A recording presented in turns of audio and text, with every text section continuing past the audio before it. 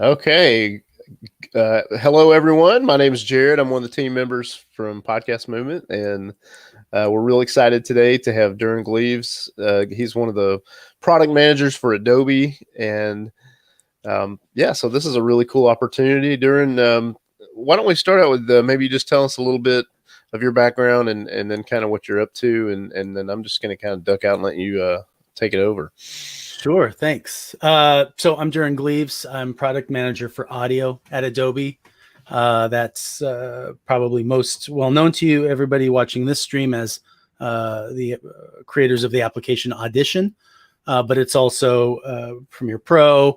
Maybe you've heard of Photoshop, those kind of tools. So I have the luxury of working on sound and audio tools, which has long been a passion of mine since I was 10 or 11, and hot wiring an old CB radio to my mom's car battery through radio, a stint in college radio, and then just a lot of audio experimentation. And now I get to make audio tools for people who are doing a lot of the same kind of cool things. So that's fantastic.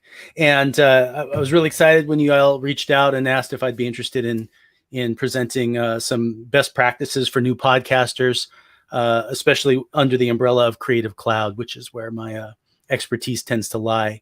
So I'll get right to it. If there's any questions, please share them. I should be able to see them pop up in the background, or if something's especially pressing, Jared can certainly interrupt me. But I'll get right to it. So Adobe, if you're familiar, our Creative Cloud service, there are a lot of tools in there. Roughly 40 applications, a bunch of services, cloud tools, mobile applications. And I'm going to cover a few of the things that are really relevant to people who are coming to podcasting for the first time and maybe don't really realize the scale of what it takes to create a podcast, because a podcast isn't really just an MP3 file anymore. There's album artwork, there's landing pages, there's websites, there's publishing, all of this stuff. And while we're not going to be able to cover everything in an hour, I'm going to try and show you some of the cool things that you can really take advantage of as either an Adobe Creative Cloud member, or with alternative tools out in the market that maybe you prefer to use. I'll give you some of the whys about and a little bit of data to back up why I'm sharing some of that.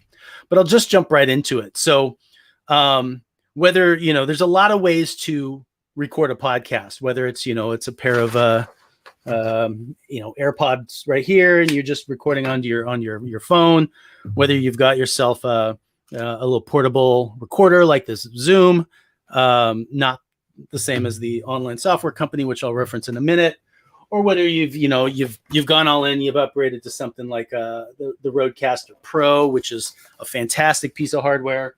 I'm not paid to talk about how great it is, but I really love it. It's for podcasters, it's really well put together. Or you're using software like Skype or Zoom or Zencaster or some of these other tools to be able to capture those interviews and those conversations that will become your podcast content. You can also record directly into Audition using a microphone like this, or other interfaces and audio interfaces. It's really pretty open. So I'm going to cover a couple things. Let me get my screen shared here and make sure I'm going to do this right. And I'll just pop over here to Audition. So this is Audition, Adobe Audition. If you've used it before, or if you haven't used it before, let me kind of give a little look at the two different working modes with Audition. One is our waveform editor, and this is a single file editor. You'll see something that looks like a waveform, something you might see on CSI.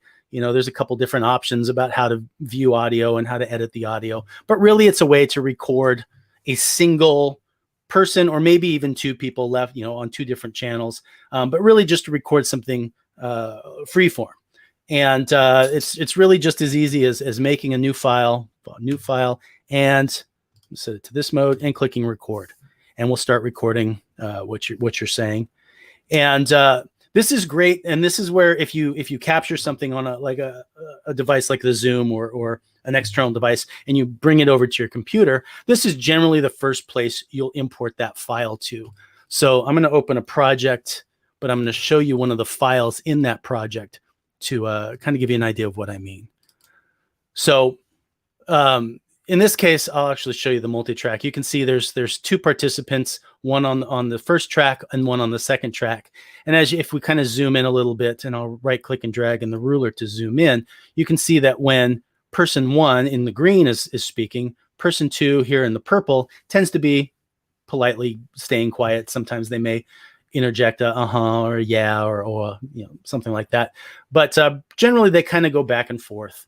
And if we come over here and we look at the raw recording of this, you'll see that that's pretty much the case in the raw recording. There's a section where the person's talking and then they're not talking.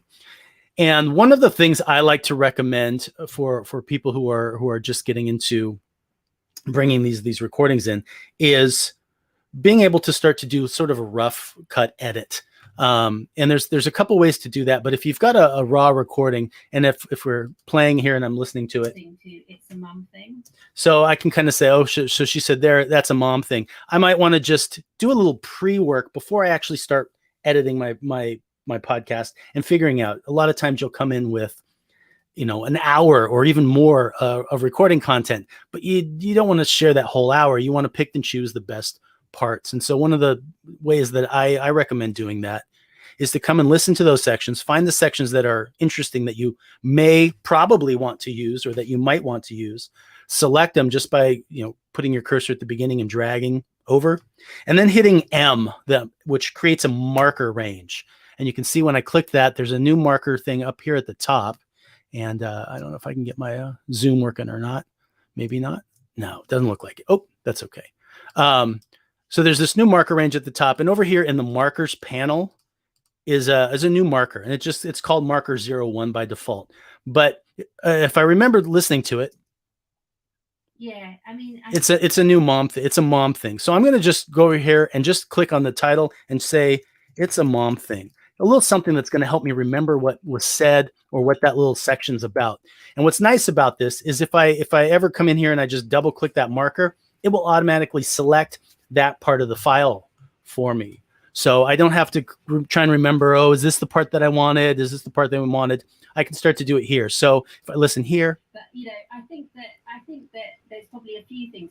A few things, maybe that's the keyword for me. So again, I'll hit M to make that marker. There's a shortcut of / to rename it, but you can also just come and click in the title. And there's a few things.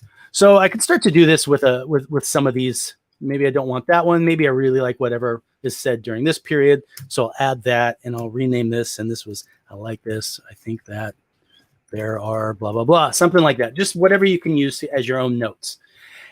And then how this can become useful later is when I create a new multi-track session. And the multi-track session is basically where I can start to lay out all these different little sound bites in a way that has the timing and has other elements like music and sound effects that I want to bring into my production.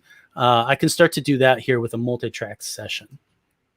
So the waveform editor is maybe where we do some pre-work, and either we're recording ourselves, our narration or VO, cleaning up or marking up our interviews. But then the multi-track session is where we align all those things. It's sort of the artboard for how we're laying out the collage of our podcast.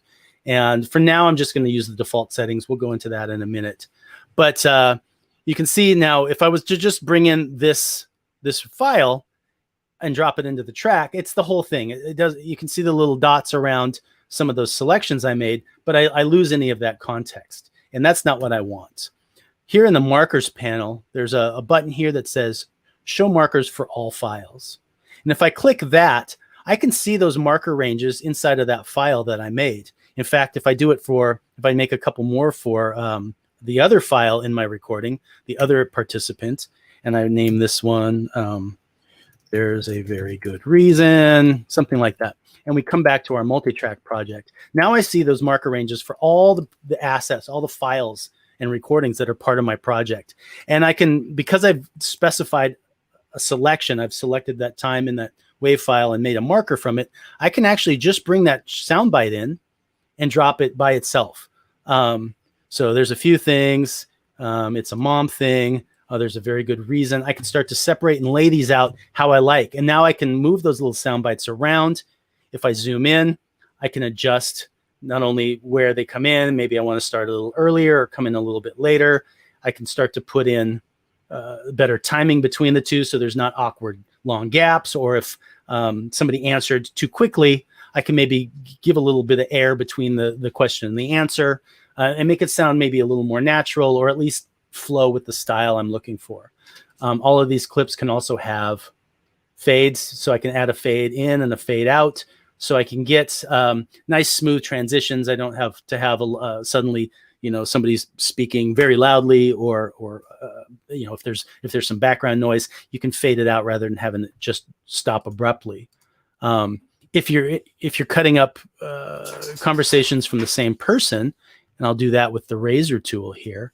And maybe I'm listening, and right here, I want to cut out this word. Maybe there was a cough, or maybe she said, I think that actually, let me change my thought. Maybe I don't need that. That's kind of frivolous. So I can actually cut that out with that razor tool and then align these up. And more than just align them, I can overlap a little. And you'll see we get this. I'll zoom in by right click and dragging. We get this this automatic crossfade when we overlap two clips. I can still come in and adjust how that sounds, but that gives me a smooth transition and lets me make those kinds of edits sound a little more natural than they might if I was just chopping and pasting the words that somebody was using. We could certainly go into more detail on that. There are resources for that, lots on YouTube and Adobe's website. I'll give you links to both of those near the end of this session, but I want to cover as much as I can. So I'm going to move a little quickly. Now, there may be questions about why would I use waveform versus multitrack, apart from just the ability to do that pre-edit and kind of find the content that you want. And there's a couple reasons. One, waveform is what we call a destructive editor, and that sounds scary. But what it means is when I'm working in this view, I'm working generally on one file at a time, and I'm making changes that when I hit Command or Control S to save, I'm actually overwriting that file on disk. And there's two things to think about when you're working this way. One is you should always be working from copies of your files. Never just take your original SD card or your original WAV files and throw them into something and just YOLO, right? What you kind of want to do is make sure you've copied your source media somewhere else. Keep it safe.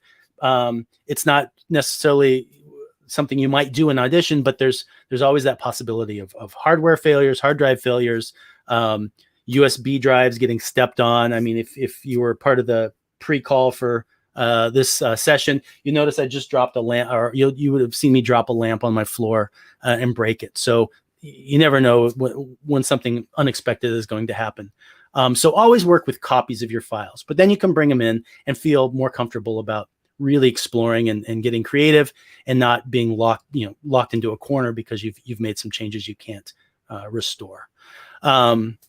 Whereas waveform, therefore, is a destructive editor. Multitrack is what we call a non-destructive editor. And that means the clips that I have on the timeline here are referencing some portion of a file on disk, one of those ones that I've opened in waveform view, but we're never changing those files in this view.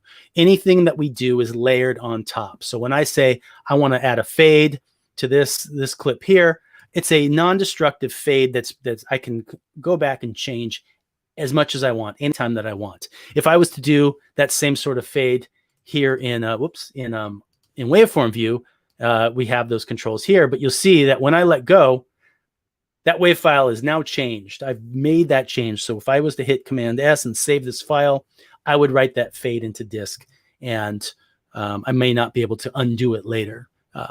So if you're going to make those you want to have that flexibility. Multitrack is a great way of working that. And it also lets me start to layer elements together. So maybe, this is great. This interview is going back and forth. Let me bring this over so it actually looks like it's part of this conversation. But what would really drive things home is some background music, maybe. I can certainly come in and start to layer in AC/DC Thunderstruck. That sounds like a great track. Drop that in the background.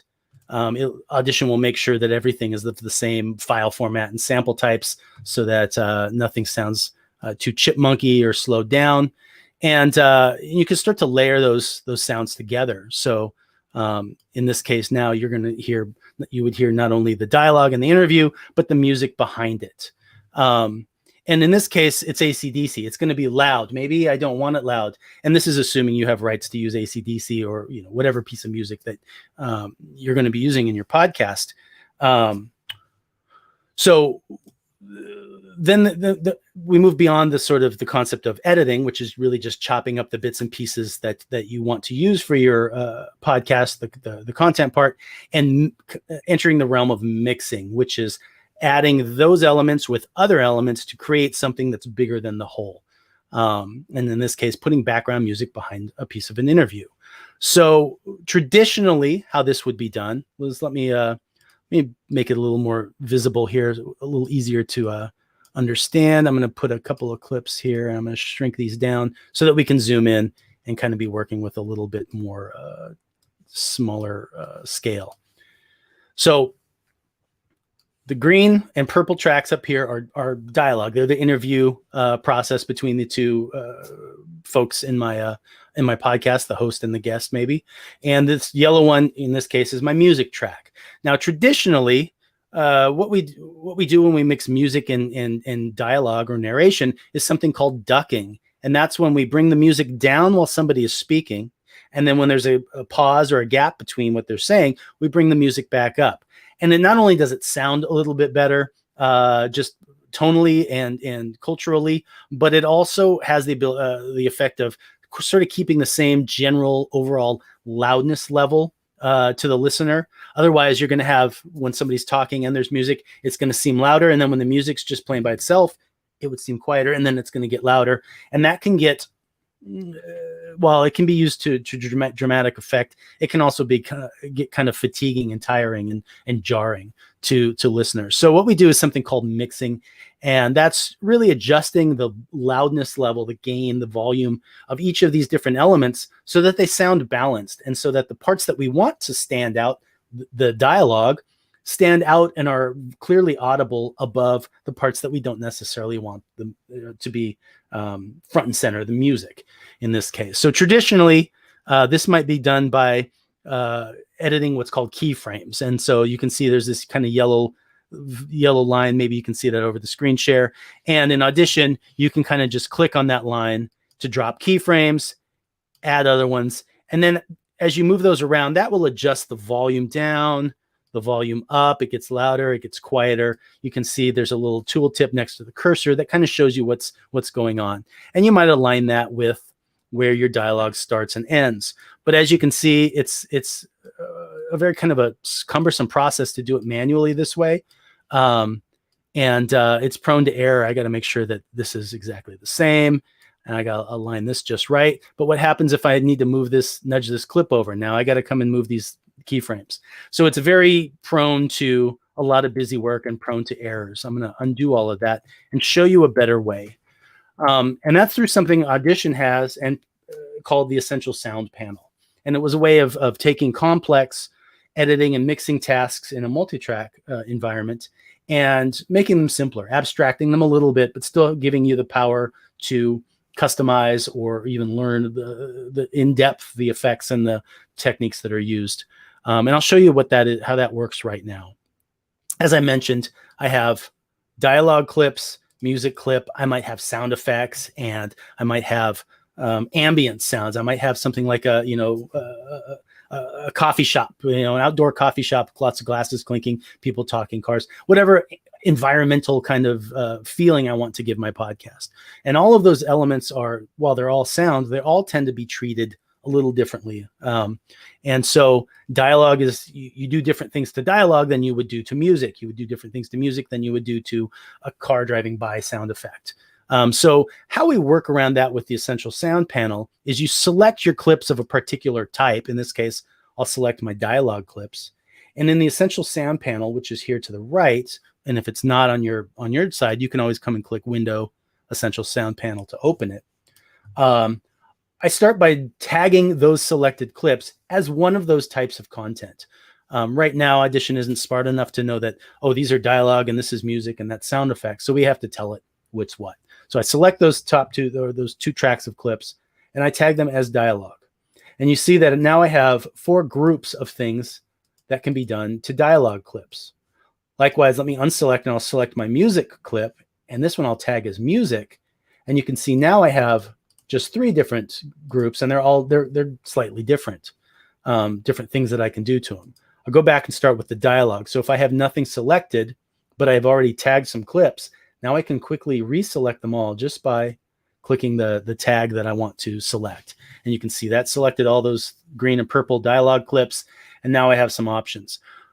And the first thing you might notice is the purple clip, the waveform tends to be a little bit louder looking than the green clips, maybe just a little bit, but there's definitely a difference. And so that will result in one part of the conversation, one participant talking a little quieter like this, and then the second participant, when they come in, talking a little bit louder, and it's going to sound odd.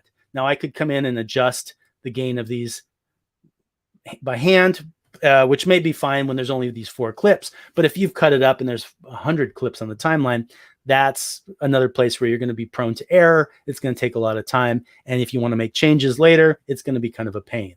So in this case, we have something called the loudness group inside the dialogue. And this lets me click one button and all the selected clips will be matched so that they're relative to each other, the same overall loudness. This is really fast and really fantastic because it gets everything very close to each other, but it still lets me then come in and make customizations. So I can still make this louder, or I can draw the, those keyframes over the top, but I'm starting from a common frame of reference. I'm not having to treat every single clip differently. And you can see with each clip, you can see at the bottom how much it was adjusted. So this one was negative 2.5 decibels. That means it was brought down a little bit. Same with this one. This one is brought down a little bit further, negative 3.5. And this purple clip that I said was louder than the green, it was actually brought down negative 7.2 decibels. So it was kind of perceived as twice as loud as the others and brought down to match.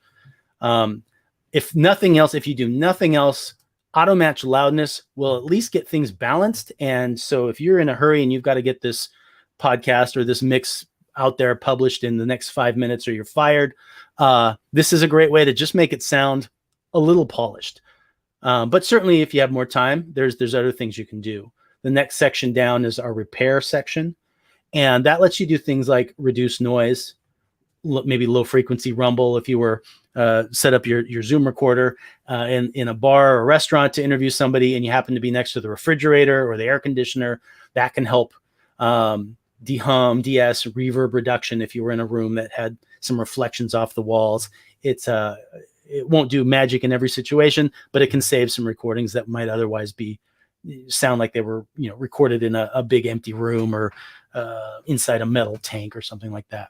And how these work is you really just check the ones that you want. Let's say reduce noise, and then adjust the slider, less noise reduction or more noise reduction. And you can do this while you're playing back. And in fact, you might want to solo that track, hit play, and then less noise reduction, more noise reduction. And what's going on, if we switch over here to our effects rack, which will show us, select a single clip and choose the clip mode, is what happens when we turn one of these on, let's say the dehummer, is you can see over in the effects rack, when I check the dehum box in the Essential Sound panel, we're adding Audition's native effect, to the clip. We're making decisions based on a few of the parameters that we've provided in the Essential Sound panel that are most likely to be something you want to adjust. In this case of dehummer, 60 hertz is pretty common among North America and Japan, while 50 hertz tends to be more common in Europe, other parts of Asia, just because of how our electrical grids are set up. But when I turn this on and I start making adjustments, you can see this single slider is changing several parameters in the effect. So you don't have to know what a bass filter frequency Q is. You don't have to understand what the harmonic slope is. All you have to do is over here, less dehum, more dehum, and dial it into where it sounds good, sounds like what you want. We can certainly go through the rest of these. Again, I'm going to share some links on YouTube and on adobe.com that will let you dive into deeper detail on what all of these things do and how to utilize them. But I will show you one more thing with regards to Essential Sound while we're here. And I mentioned ducking, bringing the music down behind the dialogue. So because I've tagged these clips as dialogue and this clip as a music clip, I can do something we call auto ducking. And if I come in and I turn this on, what Audition will do is it will analyze the music clip and all the other clips. And you might have seen it already appear. It's maybe a little subtle over screen share, or maybe it's just the color of this clip. Let me change it to something else by double clicking the color bar and saying, let's choose blue. That helps the little line pop. So you see this purple dotted line that looked a little bit like the volume curve I turned on, I did before, or the volume automation. If you see, if I uncheck and I recheck it, it shows up. And as I start making changes to sensitivity, to how much to duck, the ducking amount, and the speed of the fades, you start to see that line change. And what that really is it's just like I did before with the volume keyframes. It's keyframing volume changes based on what I've told it I want to duck against. In this case, by default, we'll duck against clips that have been tagged as dialogue. So because I tagged these as dialogue and this is music and I've turned on ducking, Audition is going to look up and say, oh, you know what? There's a clip here, there's a clip here, there's a clip here, there's a clip here that are all dialogue. And so I'm going to calculate what the keyframe needs to be there. And you can see it's not just looking at the beginning of the clip and the end of the clip, but it's looking at the content inside, and it's being able to adjust and bring that gain, that volume up in the music when there's a pause or when there's a quiet spot in the middle of the dialogue. It knows that in this clip, the speaking stops here just before the 2-minute mark. And so it brings the volume back up until it starts to talk. As I faded that in right there, you can see as I adjust the fade, it's going to automatically, dynamically update. If I need to nudge this purple clip over now, maybe I want it to align with this question more, we're going to automatically move those fades over. So once you've set it, you can kind of forget it. You can move on to other things. Now, there may be times when you're like, yeah, the automated stuff was great, and I'm glad I don't have to click and draw a million keyframes in Durin. But what if I need to make a creative choice? I really want the music to stay loud over a certain section, maybe over where this purple clip is. Well, we can always come in here and uncheck this monitor clip changes box. And that lets me now adjust those keyframes just like I was doing it from scratch from the beginning. So you can override you can let the AI, the ducking feature, do the initial steps, all the busy work, and then you can come in and add a little bit of creativity and take all the glory. It's fantastic. One more thing here in Audition before we move on to some of the other things that I want to show you is the ability to create a session template. And what that is I'll make a new session here to start from scratch.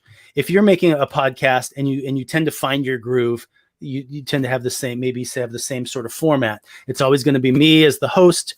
I'm always going to have several seconds of introduction where I'm speaking about the podcast, today's guest. I might have some music in the background. And then at 30 seconds, I'm going to have the introduction where I bring in the guest and we start to talk. You could build that by every time for every episode, or you can set it up once and then save that as a session template. And that lets you use that same format, all your settings, all your media, all your effects, all your automation. You can do them, you'll set them up once, and then they're always there for every new episode that you make of this project. And I'll show you how a quick way to set that up. So in the case that I just discussed, it's going to be me as the host, and we'll put me on track 1. And then I'll have a guest, maybe guest 1. And maybe sometimes I bring in a second guest or I have a co-host. So we'll have a track for guest 2. And I could certainly visually, maybe I want all of us to be green, just like the color up top. So I'm just going to come in, double click, and I'm just going to turn all these to the default color, which is in our case is green. Now maybe I want that a music track, so where I can lay down those background tracks. So I'll rename that one, this fourth track, to music, but I'm going to change its color to that yellow we had earlier. And lastly, maybe I want some sound effects. I'll just call this sound effects, and pink is okay, but maybe I really want to go crazy, and I'm just going to choose purple for that and click OK. Now, maybe I don't need track 6 right now, so I'm just going to go ahead and delete that track. And I think that's great. Now, something else I might want to do is while I'm editing, I may want to be able to solo all my dialogue tracks and mute the music and sound with one click. Right now, if I wanted to do that, I have to come in and solo each of these tracks. And one of the things Audition can do is create bus tracks. And what a bus is it's a sort of a virtual audio track that lets you send the output from a bunch of real tracks in, and then have one stream that goes out to your speakers. And so you can control those other tracks with that one track. And what we'll do is we'll really quickly just create that. So I'm going to come and choose multi-track tracks, add stereo bus track. I'm creating a stereo podcast in this case, and it will go wherever right below where my selected track. And I'm going to call this dialogue bus. Now we have this track that can accept output from other tracks and let me do things to them as a group. But we need to tell which tracks we want to go there. So Audition has these 4 track control modes. And by default, we show the input and output of each track. And this is where I can say, you know what, this is going to be this microphone, and this input is going to be that microphone. Or if I'm bringing interviews in, I can separate those out in different ways. But by default, every track is going to try and go out to that master mix, that main mix output. But in this case, I want the dialogue tracks to go through that bus I just created first. So I'm going to change the output for this track to the dialogue bus. And I'll do that for the other 2 tracks as well. And now, anything that happens on any of these tracks, I can mute the dialogue track, and those tracks that feed into it will also be silenced. Or if I have a lot of other tracks, I can solo that, and only those tracks that feed into this bus will be audible. So it gives you a little control over the mix. It's a step that maybe you don't need to do right away, but as you start working with more complex projects, learning about buses and how to set up those what we call submix or buses can really be a useful endeavor. And let me delete this, but let's say I'm always going to have, I was really good friends with Angus Young, and I got permission to use Thunderstruck. So I'm going to drop it in. It's going to be the opening to my podcast every day. But I only need that first little bit. So I'm just going to roll it off, add a little fade out here. And every time I have my podcast, this first 30 seconds of Thunderstruck is my intro music. And maybe I always want to have an intro at the beginning where I'm saying, hey, welcome to my podcast. So I'm going to go ahead and solo my host track. I'm going to arm it for record so that it can record what I say. And I'm going to record a quick intro. Hey, welcome to today's podcast. I'm really excited to see you. We've got some great guests. Let's get right to it. Now I've got that as the intro for every episode of my podcast. I can save that and always have it in there. I could certainly go change it later on episode 5 or 6 if I want to, but it's one step I don't have to do when I'm creating a session template. So I've got these 2 things laid out. I really like them. I want to be able to use them for every episode of my projects, of my podcast. So I'll go up to File, Export, Session as Template. And that's just going to make a copy of this entire session, all the media, any automation, any effects, everything I've done, all the colors that I've laid out, all of that. And it's going to make it available the next time I'm creating a new project. So I'm going to name it my podcast preset, and I'm going to click OK. Now, if I close everything out, goodbye, And now it's a new day. I got a great interview I'm going to bring in for today's episode or this week's episode. I'm going to click new multi-track session. And now in the template dropdown, you can see my podcast preset. So I can click OK. And all that setup work, everything I did before comes in ready for me to start dropping in my clips or recording a new interview and podcast right here in the timeline. It's really fast. It's really easy.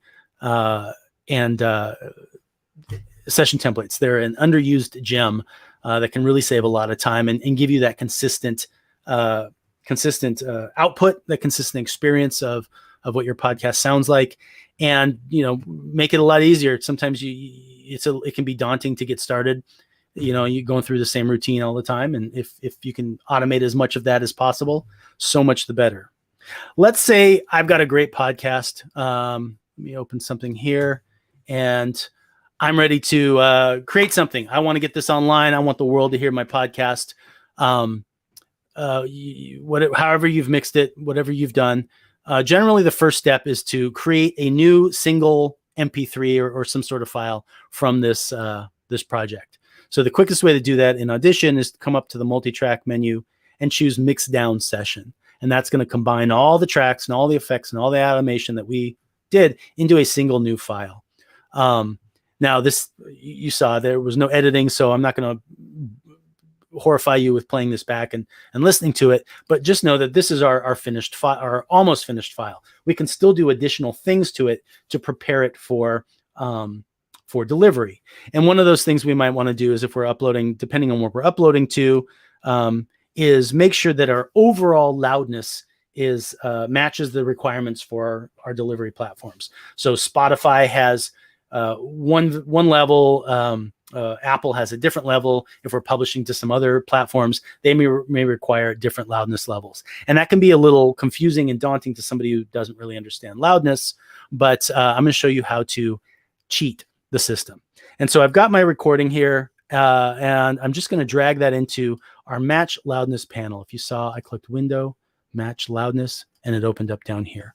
And all I have to do is drag a file into it, let go, and click the little scan button. If I click it once, it usually stays on and then automatically scans after the fact for any new files I add. So it's going to scan and it's going to say, hey, it's going to give me some information about how loud this file is. That's great. You can spend some time learning about ITU loudness, LUFS, RMS, thresholds, all of that stuff. Or you can kind of come in here and say, you know what? Spotify says I need this to be -14. I can just type target -14 and click run. And Audition's going to go through, analyze that whole file, adjust it so that it meets that loudness requirement. And you can literally just hit save at this point. And when you upload it to Spotify, Spotify will be, oh, I'm working in the beta build. Pretend you didn't see that. Spotify will be, hey, this is great. Perfect. We don't need to make any changes. Let's get you published right away. You can do that for all your different alternatives. There you go. So once it's done making the adjustment. It shows you what it's done. It's added 2.64 decibels of gain. You're now at -14 LUFS, which is what Spotify would like you to upload it to. And you can go on with that. If there's other versions, you can, or other destinations with different settings, you just undo, change your setting down here, -16, and click run. And now you make another copy for that destination and you save it out as an MP3, maybe with the LUFS or the destination as part of the file name. For that, I would just come down, save as MP3 or AAC or whatever file you want. This is my podcast episode 2. And this loudness was, maybe it's Spotify edition or something like that. So that allows you to keep track of the different versions, as well as, really quickly iterate on the differences you may need for different platforms. And this is great, but you know what? It's just an MP3 file. There's nothing fancy about it. And when I go to publish it, I'm going to want to have some artwork. I want a brand. I want a visual thumbnail that goes along with my podcast, that shows up in those directories, that shows up on my mobile apps or my listening tools. And Audition itself doesn't support that. But what we have is some other applications. Now you could jump into Photoshop or Illustrator if you know how to use those. Oops. But Adobe does offer something really simple called Spark, Adobe Spark. And in fact, you can go to spark.adobe.com, but you can also go and Google Adobe Spark Podcast. And it's going to come up with a shortcut to their templates, really, that are just designed for creating podcast cover art and podcast album art. And this is a really great way of creating something very quickly, or spending some time and really building something really nice. So I'm going to go ahead and click Create Now for free. And you can see we have a couple of options, but by default, podcast thumbnails are usually this square 1-to-1. So I'm going to use the default and click Next. And you're going to be able to browse and use a lot of free photos. You can also upload your own photos if you have something you've already designed or that you like. But in this case, I'm going to look for let's see. I'm just going to look for cats. My podcast is about cats, and I'm going to look and see if there's any images I can use for cats. And wow, I love this one with the cat on the moon. So I'm going to click Next. I'm going to select it and click Next. And and Spark will start to build and let me really templatized how I want this to look. So you can see it automatically centered the cat in the oh, I don't need that in the picture, but I can move that around left and right. If I don't want it centered, I could certainly move it to the side. In fact, I'm going to do that. I'm going to give it just a little bit off center. I like it over there, and it automatically puts in the text, so I can start to change what it is. And first time you click on something, Spark is going to give you a little bit of a animated video, a little tutorial on how to use that particular thing in Spark. So when I clicked on the background image, it was going to try and show me, here's what you can do with images.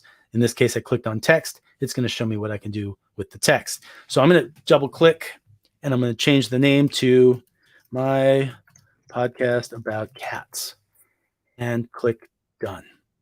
And it puts it all on lines because the initial template had this sort of small box. I'm going to make this a little bit bigger, and then I'm going to move it down.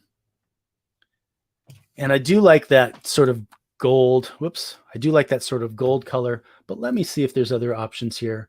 Oh, I kind of like that too. So you can see it's giving me a suggested palette based on the template, the background image.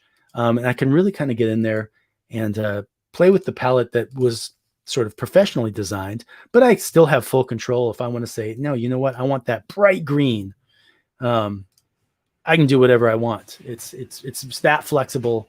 And just like a word editor, I can choose the alignment, all of the good stuff, lots of fonts. But I like what I've got here. So I'm going to go ahead and say, I'm ready to download this. This is the image for my artwork. I'm going to save it as you can save it as a PNG, a JPEG. I'm going to save it as just a JPEG and download. And you can see it goes right, my post.jpg. It's in my downloads folder, which is great. So I'm going to come back to Audition. Oops, wrong one. And I want to add that JPEG as my album art image. We can do that through Window, Metadata. Metadata is any information about a file that isn't the file information itself. So metadata, I'm going to move the panel and dock it over here next to Essential Sound so that I can see everything on screen at once. And you can see there's a few different options for metadata. MP3 files use something called ID3. And this is where I can actually come in and set the album art once I've saved this as an MP3. So let me go ahead, save as MP3, podcast, fine, podcast 1, mix down 1. And it's going to save it as an MP3 file. And then I'll reopen it so that I can make these changes. And of course, I could have selected a shorter file. You know, nothing like sitting around watching progress bars on live streams. All right, so now I have an MP3, and now I can add album art to that MP3 file. So I click Browse. I come to my Downloads folder. I'm going to sort by date added, and there's my post. Click Open, and there's my podcast artwork icon as part of the file. Now, because I've made a change, even though I haven't edited the waveform at all, I've edited the metadata. So really quickly, I'm just going to choose File, Save. It's going to rewrite that file with the new metadata, and we're great. Now it's ready for upload. You can really start to build on using Spark. I'll come back to Spark.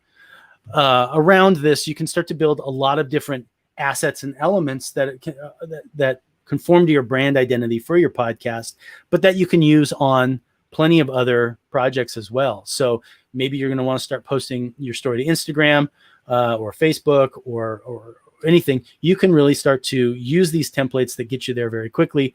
Bring in the content that you've created. If I had saved my past one in the library, I could bring it in right here, and then I would have something that was ready for Instagram, which is the vertical image, or Facebook, which would be horizontal, et cetera, without having to redesign everything from scratch.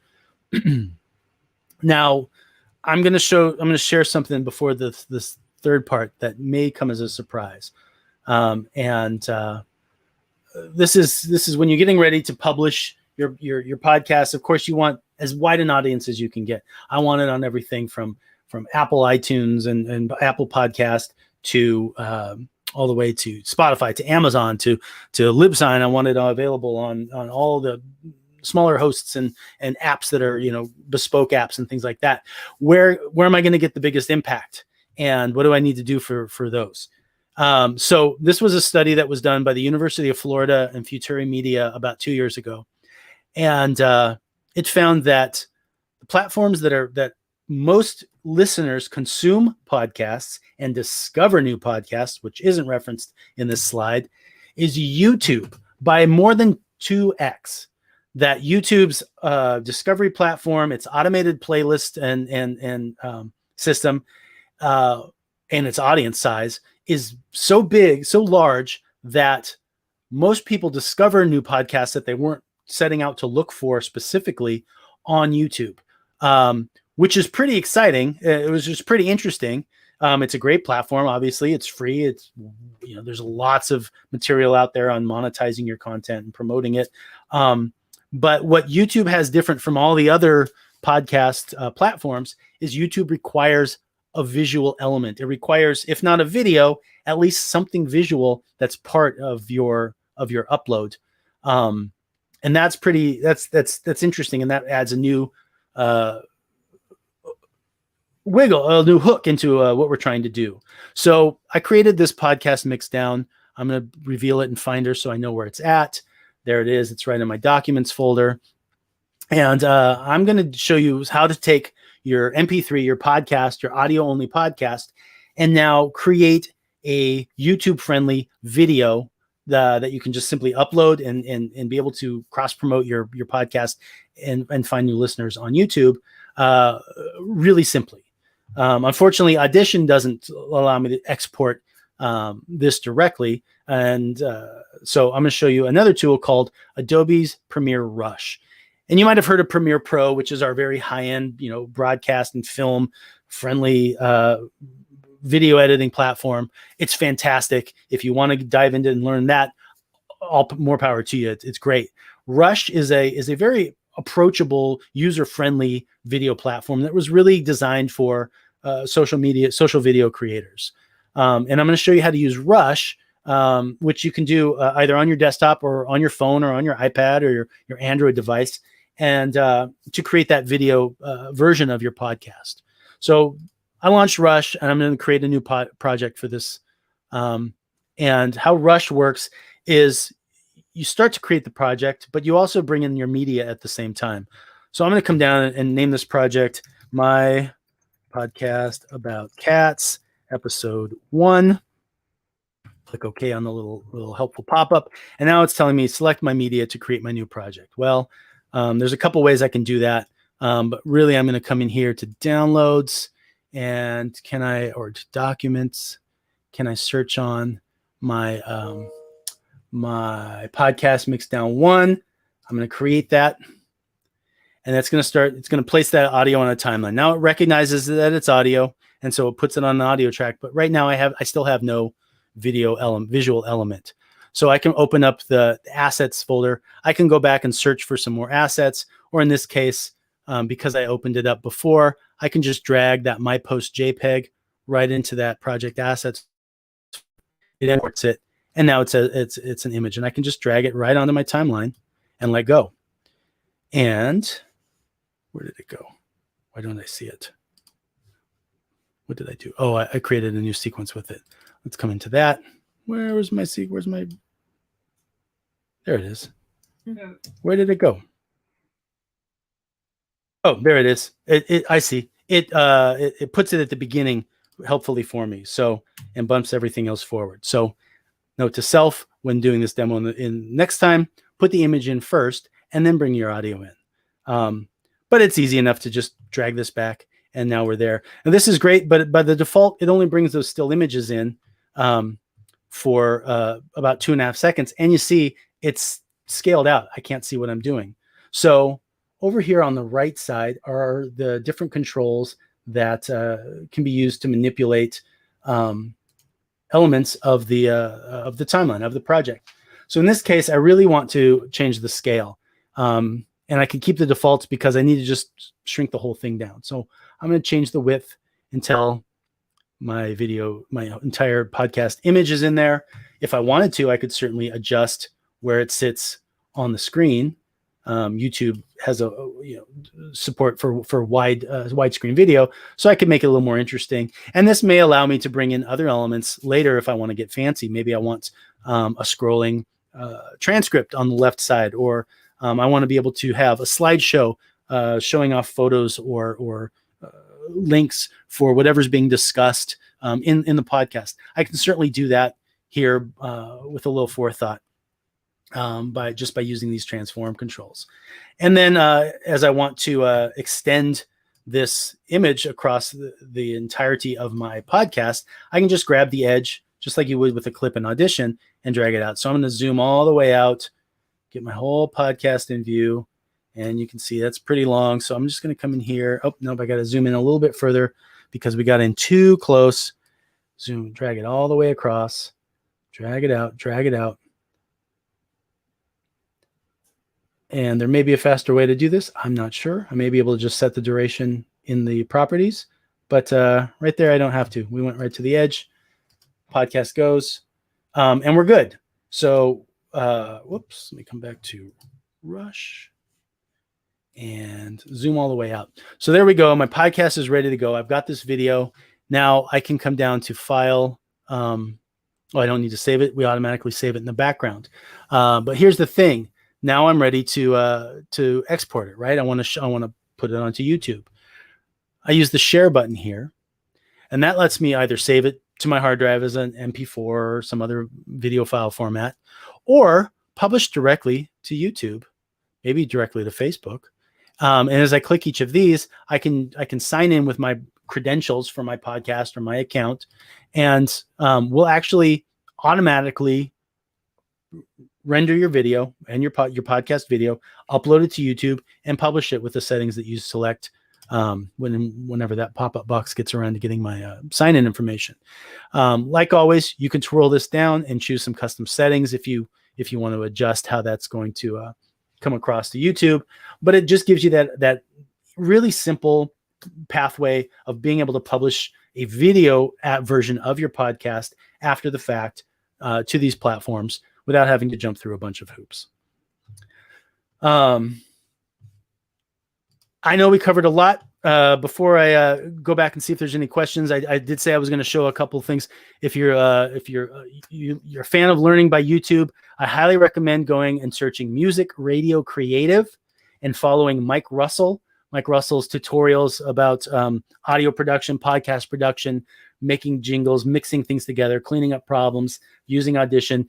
They're fantastic. They're just about some of the best that are available, paid or free. I also recommend for maybe a more advanced approach to audio production, going to YouTube and looking up Cinema Sound. And Cinema Sound was originally envisioned as audio for film and video production, but they've really expanded and they offer a lot more to podcasters. They've done some good partnerships and really gone in depth into how to get started with podcasting. A lot of the detail around microphone selection, room selection, how to treat a room, how to clean up sound, noise, and other sounds like that. So those are two great resources.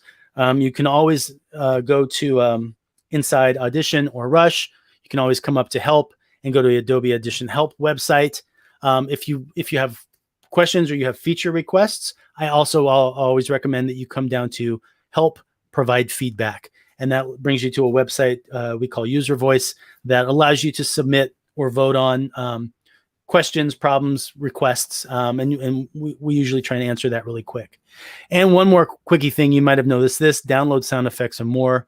Your Creative Cloud membership comes with, I think it's around 10,000 sound effects, different libraries of different kinds of sound effects. So you can grab in great royalty free. You're free to use them in your productions. Science fiction bubbling sounds and electronic sounds and music blips and lots of different great sound effects. This kind of library would typically cost quite a bit. It's yours free for being an Audition or Adobe customer. And with that, I'm gonna pop over and see if stop screen share and see if there's any questions. I don't have a public chat room or anything like that, so I'm going to depend on our gracious hosts. Brian asks, as I get more acquainted with dialogue and music tags and ducking, is there a general standard for decibel range your VO track should be when there's music beneath it?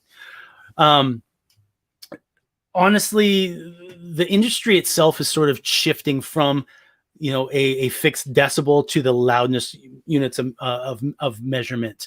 So to come in and say, oh, your VO should be at -9 or your music is -27 decibels, not really. The standard is what sounds good. And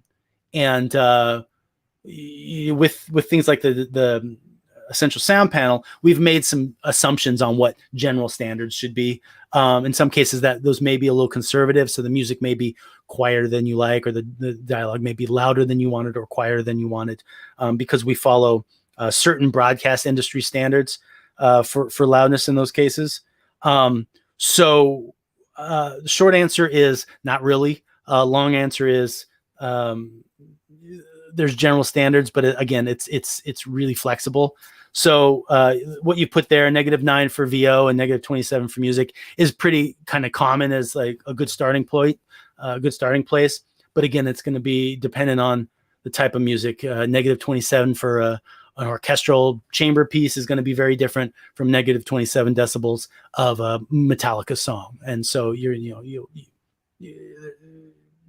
starting with those kind of standards and defaults, it's just something that you're eventually probably going to want to move past and really customize with your taste level.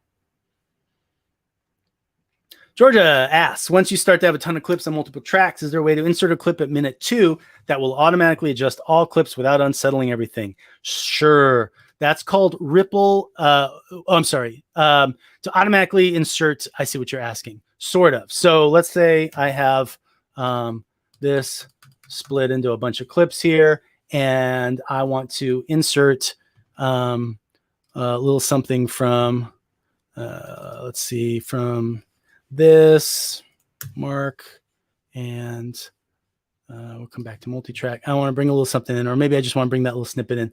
So there's not a way right now to drop this here and have it bump everything forward automatically. But what you can do is when you position it where you want it, you can put the playhead here.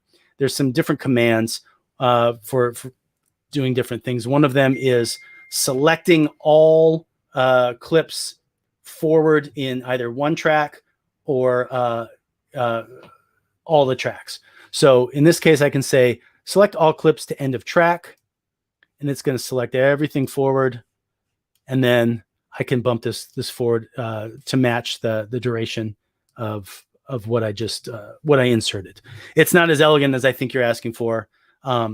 It is something that we have. Oh, I wasn't sharing my screen. I apologize. I'll tell you what. We'll get something. I'll get something on YouTube and share it. I know there's a message thread on the calendar invitation for this on Podcast PM University. I'll add a link there, or I'll add some notes there so that we can I can make it a little bit more clear. And in fact, because we're at the top of the hour, maybe that's just where we take the conversation and take it to the comment thread there. And I'm happy to continue answering questions. So Durin, if people want to reach out to you or reach out to some other folks that are savvy with some of these things, what's the best way to do that? certainly the Adobe community forums. If you're in Audition, you click Help Audition Forums. That's a great place. It's a good community of other Audition users who can answer questions. Okay. If you need to get in touch, if you need to report an issue or have a question, feel free to reach out to us directly. We have an email address, audbugs@adobe.com. We traditionally used it for bug reporting before we had some fancy websites, but you can still reach the team and myself directly, audbugs@adobe.com. That'll come right to us. Otherwise, reach out to us on Facebook. We're all part of Podcast Movement Facebook groups. Nice people. Everybody's happy to chat. All right, Durin, we really appreciate this. Thank you so much. And we'll go ahead and let you loose. Look forward to hopefully seeing you in Nashville this summer. Absolutely. I'm looking forward to being able to travel anywhere. Nashville in summer, Dallas in August, whatever you guys want to throw at us, somewhere hot. A change of scenery would be amazing. Well, thank you again. And to everyone, we appreciate your questions. If you have more questions, this will be posted in Podcast Movement University. That's university.podcastmovement.com. And you can interact there as well. So thank you again, everybody. Have a great afternoon. Thanks, everybody.